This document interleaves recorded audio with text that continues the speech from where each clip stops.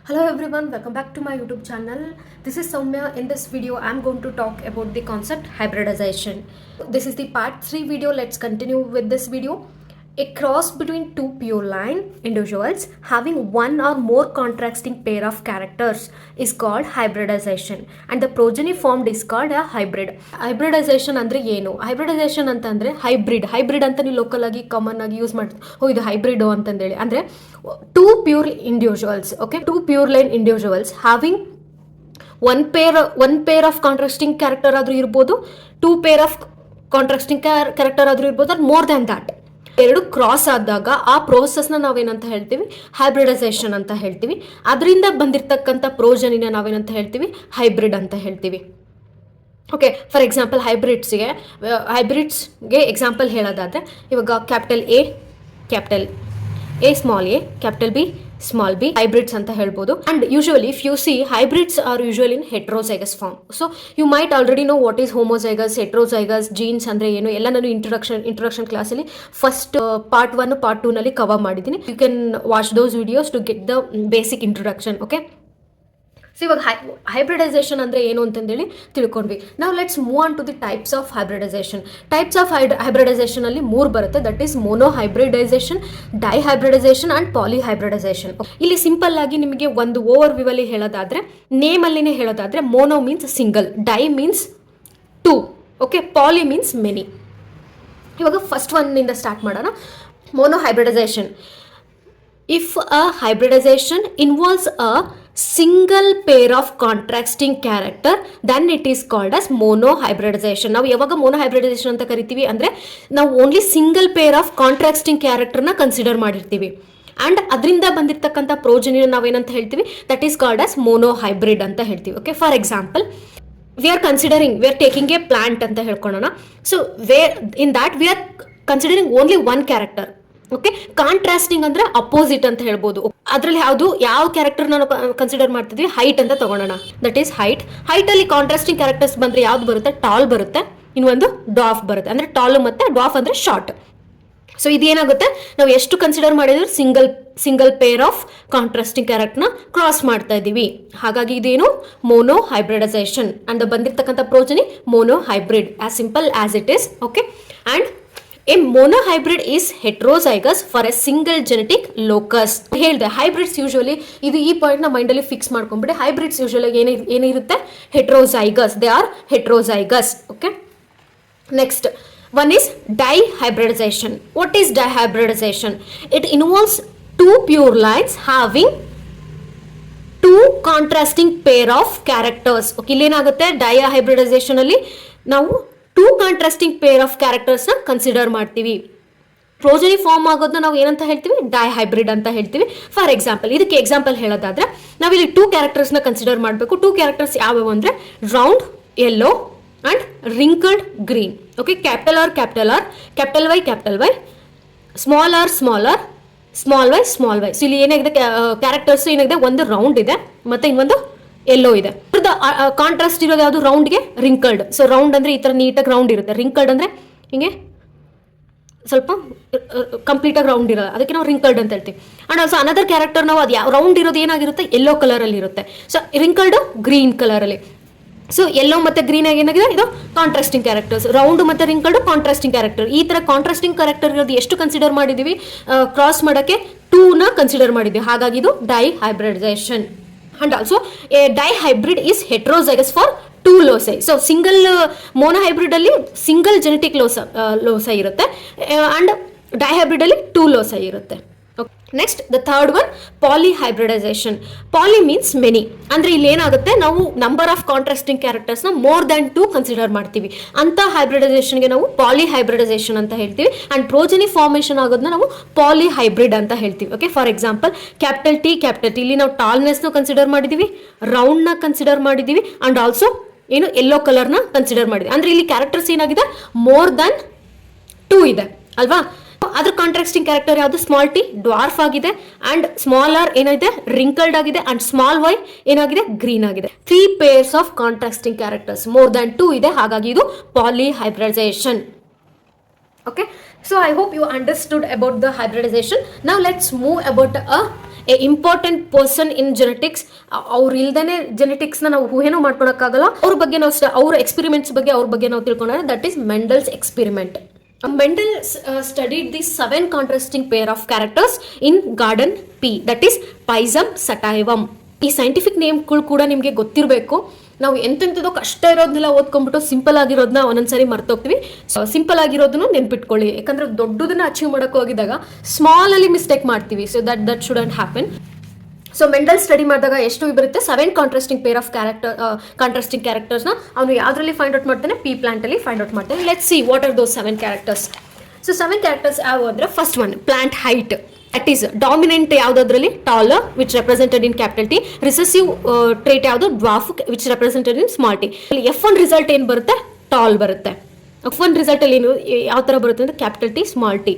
Okay, tall ಬರುತ್ತೆ, heterozygous. Okay, and next flower colour. Flower colour ಅಲ್ಲಿ ಯಾವ್ದಿರುತ್ತೆ, purple colour. Okay, capital P. And recessive ಯಾವುದು, white small P, that is purple. F1 result ಏನು ಬರುತ್ತೆ, ಪರ್ಪಲೇ ಬರುತ್ತೆ. Next flower position, flower ಯಾವ position ಅಲ್ಲಿ ಇದೆ, ಒಂದು ಆಕ್ಸಿಲರಿ ನಲ್ಲಿದೆನೋ ಅಥವಾ ಆಕ್ಸಿಲರಿ ಎ ಟರ್ಮಿನಲ್ ನಲ್ಲಿದೆನೋ. ಸೊ F1 ರಿಸಲ್ಟ್ ಏನಾಗಿರುತ್ತೆ, ಆಕ್ಸಿಲರಿ ಆಗಿರುತ್ತೆ. ಕಮಿಂಗ್ ಟು ದಿ ಫ್ರೂಟ್ ಅಲ್ಲಿ ಪಾಡ್ ಕಲರ್ ಏನಾಗಿರುತ್ತೆ, ಪಾಡ್ ಕಲರ್ ಗ್ರೀನ್ ಆಗಿರುತ್ತೆ. Okay, capital G. And recessive ಅಲ್ಲಿ ಏನಾಗಿರುತ್ತೆ, ಯೆಲ್ಲೋ ಆಗಿರುತ್ತೆ. ಸೊ ರಿಸಲ್ಟ್ ಏನ್ ಬರುತ್ತೆ, F1 ಅಲ್ಲಿ ಗ್ರೀನ್ ಬರುತ್ತೆ. ಫಿಫ್ತ್ ಒನ್ ಯಾವುದು, ಫ್ರೂಟ್ ಶೇಪ್ ಅಲ್ಲಿ 2 ಬರುತ್ತೆ. ಅದರಲ್ಲಿ ಫುಲ್ಲು ಮತ್ತೆ ಇನ್ಫ್ಲೇಟೆಡ್ ಅಂತ ಬರುತ್ತೆ. ಫುಲ್ ಅಂದ್ರೆ ಕ್ಯಾಪಿಟಲ್ ಎಫ್, ಇನ್ಫ್ಲೇಟೆಡ್ ಅಂತ ಬಂದ್ರೆ ಐ, ಕ್ಯಾಪಿಟಲ್ ಐ ನ ರೆಪ್ರೆಸೆಂಟ್ ಮಾಡ್ತೀವಿ. ಅದರಲ್ಲಿ ಇವು ಡಾಮಿನೆಂಟ್ ಟ್ರೇಟ್ಸ್ ಆದ್ರೆ, ರಿಸೆಸಿವ್ ಟ್ರೇಟ್ಸ್ ಅವು constricted. Okay, small F constricted, same inflated ಇದ್ರು ಕೂಡ ಅದಕ್ಕೂ ಕೂಡ ಕನ್ಸ್ಟ್ರಿಕ್ಟೆಡ್. ಇದರಲ್ಲಿ F1 ಅಲ್ಲಿ ಏನು ಬರುತ್ತೆ, ರಿಸಲ್ಟ್ ಫುಲ್ ಬರುತ್ತೆ. ಡಾಮಿನೆಂಟ್ ಯಾವ್ದು character inflated, so F1 result ಕೂಡ ಇನ್ಫ್ಲೇಟೆಡ್ ಬರುತ್ತೆ.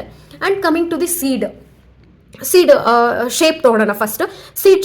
ಸೀಡ್ ಯಾವ ತರ ಇದೆ, ರೌಂಡ್ ಆಗಿದ್ರೆ ದಟ್ ಈಸ್ ಕ್ಯಾಪಿಟಲ್ ಆರ್, ಅದು ಡಾಮಿನೆಂಟ್. ರಿಂಕಲ್ಡ್ ಆಗಿದ್ರೆ ಸ್ಮಾಲ್ ಆರ್ ತಗೊಂಡಿದೆ, ಅದು recessive character. So F1 result ಕೂಡ ರೌಂಡೇ ಬರುತ್ತೆ. And coming to the seed colour ಏನು, ಕ್ಯಾಪಿಟಲ್ ಎಲ್ಲೋ ತಗೊಂಡಿದ್ದೀವಿ. Okay, which is dominant trait. And green ಇದು recessive trait. So that is result will be in F1 yellow. Okay, ನಾವು important ಸೆಗ್ಮೆಂಟ್ಗೆ move on ಆಗೋಣ. That is formulas related to hybridization. The following formula are used for F2 generation calculation of different parameters associated with hybridization, where N is equals to number of contrasting characters. N ಏನು represent ಮಾಡುತ್ತೆ ಅಂದರೆ, it represents the number of contrasting characters. Do remember, N ಇಲ್ಲಿ ಏನು represent ಮಾಡುತ್ತೆ, number of contrasting ಕ್ಯಾರೆಕ್ಟರ್ಸ್ನ represent ಮಾಡುತ್ತೆ. ಹಾಗಾದರೆ ನಾವು number of gametes, phenotypes, genotypes ಅದನ್ನೆಲ್ಲ ಯಾವ ಥರ ಕಂಡುಹಿಡ್ತೀವಿ. ಸೊ ಅದಕ್ಕೆ ಇಂಪಾರ್ಟೆಂಟ್ ಫಾರ್ಮುಲಾ ಇದೆ. You have to remember this. That is, if you have to calculate the number of gametes, that is 2 to the power of n. Okay, and if you have to calculate the number of phenotypes, ಅಂದ್ರೆ external, pheno means outside, external characteristics ಅಂತ ಹೇಳ್ಬೋದು. Geno means ಅಂದ್ರೆ genetics, inside ಇದು calculate ಮಾಡಿದ್ರು. Phenotype, ಜಿನೋಟೈಪ್ಸ್ definition ಗೊತ್ತಿದೆ ಅಲ್ವಾ, ಅದನ್ನು ನಾನು ಪ್ರೀವಿಯಸ್ ವೀಡಿಯೋಸಲ್ಲಿ ಹೇಳಿದ್ದೀನಿ ಕೂಡ. ಸಿಂಪಲ್ ಟರ್ಮ್ಸ್, ಇವೆಲ್ಲ ಬೇಸಿಕ್ಸ್ ಚೆನ್ನಾಗಿ ಗೊತ್ತಿರಬೇಕು ನಿಮಗೆ. ನಂಬರ್ ಆಫ್ ಫಿನೋಟೈಪ್ಸ್ ಕ್ಯಾಲ್ಕುಲೇಟ್ ಮಾಡೋದು 2 to the power of n. Okay, gametes ನೋಡಿ, ಇದು ನಿಮಗೆ ರಿಮೆಂಬರ್ ಇಟ್ಕೊಳಕ್ಕೆ ಹೇಳೋದಾದ್ರೆ, ಗ್ಯಾಮೆಟ್ಸ್ಗೂ ಫಿನೋಟೈಪ್ಸ್ಗೂ same 2 to the power of n. And number of genotypes ನ ಕಂಡುಹಿಡಬೇಕಂದ್ರೆ 3 to the power of n. and number of zygotic combinations ಕಂಡುಹಿಡಬೇಕಂದ್ರೆ 4 to the power of n. Okay, ಇದನ್ನ ನಿಮಗೆ complete ಆಗಿ ಅರ್ಥ ಮಾಡ್ಸೋಕ್ಕೆ ಒಂದು ನಾನು ಟ್ಯಾಬ್ಲೆಟ್ ಕಾಲಮ್ನ ರೆಡಿ ಮಾಡಿದ್ದೀನಿ. We will complete the following table. Okay, first one ಇವಾಗ ಹೈಬ್ರಿಡ್ ಜಿನೋಟೈಪ್ಸ್ನ ಎಕ್ಸಾಂಪಲ್ಸ್ನ ನಾನು ಇಲ್ಲಿ ತಗೊಂಡಿದ್ದೀನಿ. Okay, and N represents the number of, do remember N is very important. N represents the number of contrasting characters. And second column ಏನಿದೆ, number of types of gametes. ಇಲ್ಲಿ ಇದರಲ್ಲಿ ನಾವು ಗ್ಯಾಮೆಟ್ಸ್ನ ಕಂಡುಹಿಡಿತೀವಿ. ಗ್ಯಾಮೆಟ್ಸ್ ಕಂಡುಹಿಡೋ ಫಾರ್ಮುಲಾ ಏನು, 2 to the power of n. And next column ಏನು, number of phenotypes, that is 2 to the power of n again. and third column ಏನು, number of genotypes ಕಂಡುಹಿಡೋ formula ಏನು, 3 to the power of n. Okay, and number of zygotic ಕಾಂಬಿನೇಷನ್ಗೆ ಏನು formula, 4 to the power of n. Right. ಇವಾಗ first problem ನಮಗೆ ಅವರು ಏನನ್ನ ಕೊಟ್ಟಿದ್ದಾರೆ ಅಂದರೆ, ಫಸ್ಟ್ ಪ್ರಾಬ್ಲಮ್ ಏನು ಬರ್ತಿದ್ದಾರೆ, here capital A, small B, capital C, small C, capital D. Okay, this is the problem what they have given to us. ನೀವು ನೋಡಿ, ಹೆಟ್ರೋಜೈಗೋಟ್ ಯಾವುದಿದೆ, ಎಷ್ಟಿದೆ. ಓಕೆ, ಕಾಂಟ್ರಾಸ್ಟಿಂಗ್ ಕ್ಯಾರೆಕ್ಟರ್ಸ್ ಎಷ್ಟಿದೆ. ಓಕೆ, ಕ್ಯಾಪಿಟಲ್ ಎ ಇದು contrasting ಕ್ಯಾರೆಕ್ಟರಾ, ಇದು ಹೆಟ್ರೋಜೈಗಸಾ, ಇಲ್ಲ ಅಲ್ವಾ. So it is homozygous. So we don't have to consider this. And ಇದು ಸ್ಮಾಲ್ ಬಿ ಇದೆ, ಇದು ಕೂಡ homozygous, it's not a contrasting characters. So ಇದು ಕೂಡ ನಾವು ಕನ್ಸಿಡರ್ ಮಾಡಂಗಿಲ್ಲ. And coming to the third, capital C small C ಇದೆ.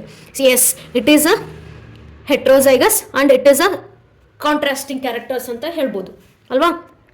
Next, capital D ಮತ್ತು capital D, is it a heterozygous? No, it is a homozygous. Contrasting character ಇದನ್ನ ಇಲ್ಲ. ಈ ಒಂದು ಪ್ರಾಬ್ಲಮ್ ಅಲ್ಲಿ ನಂಬರ್ ಆಫ್ ಕಾಂಟ್ರಾಸ್ಟಿಂಗ್ ಕ್ಯಾರೆಕ್ಟರ್ ಇರೋದು ಎಷ್ಟು? That is you can find only one, that is capital C small c. Okay, you can find only one, right. ನಾವು ಏನನ್ನ ಕಂಡುಹಿಡಬೇಕು ಇಲ್ಲಿ ಕನ್ಸಿಡರ್ ಮಾಡಿ.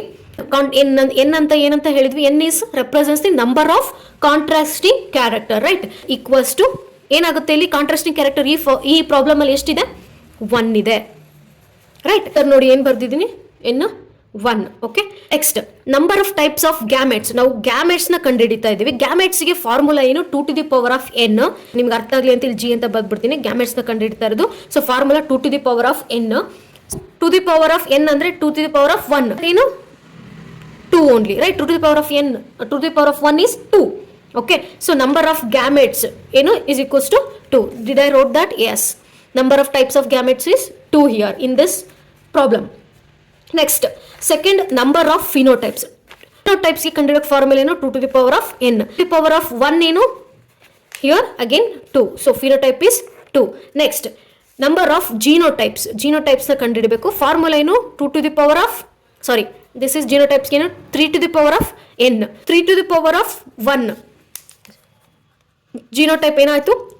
3 ಆಯಿತು. ಓಕೆ, ನೆಕ್ಸ್ಟ್ ಜೈಗೋಟಿಕ್ ಕಾಂಬಿನೇಷನ್ ಕಂಡುಹಿಡಬೇಕು. ಅದಕ್ಕೆ ಫಾರ್ಮುಲಾ ಏನು? 4 to the power of n. 4 to the power of 1. 4 to the power of 1 is equals to 4. Okay, ನೋಡಿ result correct ಬಂದಿದ್ದಾನೆ according to this. So 2 2 3 4. Yes, 2 2 3 4,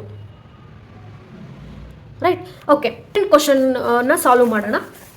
What is the second one here? The second problem is here capital P small p, capital Q, capital S small s, capital T capital. This is the problem.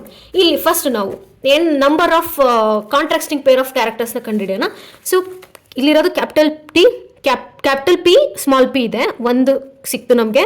ಇದು capital Q ಇದೆ ಅಲ್ಲ, and capital S ಇದೆ, small S ಇದೆ. ಇದು ಒಂದು contrasting character ಇದೆ.